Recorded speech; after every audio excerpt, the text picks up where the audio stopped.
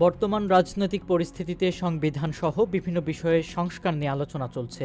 রাজনৈতিক অরাজনৈতিক সব ক্ষেত্রে সবচেয়ে জনপ্রিয় শব্দ হলো সংস্কার। সবাই চায় পুরনো স্বৈরশাসন আর কোনোভাবেই ফিরে না আসুক। দেশে ন্যায় বিচার প্রতিষ্ঠা হোক, বন্ধ হোক রাজনৈতিক হানাহানি এবং সব ক্ষেত্রে রাজনৈতিক হস্তক্ষেপ। জনগণের এই অভিপ্রায়কে উপলব্ধি করেই হয়তো অধ্যাপক মোহাম্মদ ইউনূসের নেতৃত্বাধীন সরকার কয়েকটি সংস্কার কমিশন গঠন করেছিল, যাদের কাজ সংস্কারের জন্য সুপারিশমালা প্রণয়ন করা। এসব সুপারিশ বাস্তবায়নের মাধ্যমে দেশের সংবিধান, আইনসভা, নির্বাচনী ব্যবস্থা, বিচার বিভাগ, প্রশাসন সহ সব রাষ্ট্রীয় প্রতিষ্ঠান ঢেলে সাজানো হবে। সংবিধান সংস্কার কমিশন সহ অন্যান্য কমিশন যে সুপারিশমালা প্রণয়ন করেছে, সেগুলো বাস্তবায়নের জন্য বিভিন্ন রাজনৈতিক দলের সঙ্গে আলোচনা চালিয়ে যাচ্ছে জাতীয় ঐক্যমত্য কমিশন।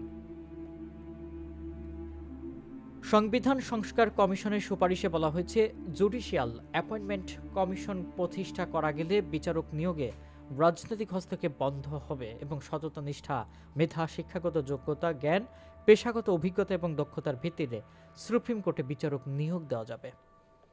সংবিধান সংস্কার কমিশনের সুপারিশ অনুযায়ী প্রস্তাবিত 7 সদস্যের স্বাধীন জুডিশিয়াল অ্যাপয়েন্টমেন্টস কমিশনের প্রধান হবেন প্রধান বিচারপতি, আর সদস্য থাকবেন আপিল বিভাগের পরবর্তী 2 জ্যেষ্ঠ বিচারক, হাইকোর্ট বিভাগের পরবর্তী 2 জ্যেষ্ঠ বিচারপতি, অ্যাটর্নি জেনারেল এবং সংসদের প্রস্তাবিত উচ্চকক্ষ কর্তৃক মনোনীত একজন নাগরিক।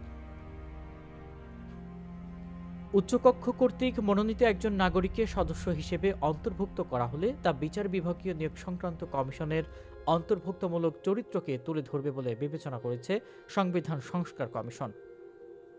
জুডিশিয়াল অ্যাপয়েন্টমেন্টস কমিশন একটি উচ্চ ক্ষমতাসম্পন্ন বিশেষায়িত সংস্থা। এই কমিশনে সংশ্লিষ্ট বিষয়ে অভিজ্ঞতা সম্পন্ন বা বিশেষজ্ঞ ব্যক্তিদের পাশাপাশি একজন সাধারণ নাগরিকের নিয়োগ কতটুকু যুক্তিসঙ্গত? গত 2-2.5 দশকে বাংলাদেশের সরকারি বিশ্ববিদ্যালয়গুলো যেভাবে রাজনৈতিক বিবেচনায় শিক্ষক নিয়োগ দেওয়া হয়েছে, সেটি অতিমাত্রায় বিতর্কিত।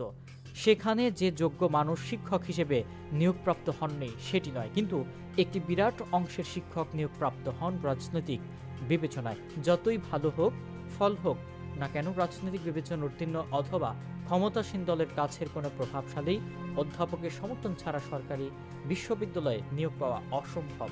যদিও 2-1টি ব্যতিক্রম যে নেই তা নয়।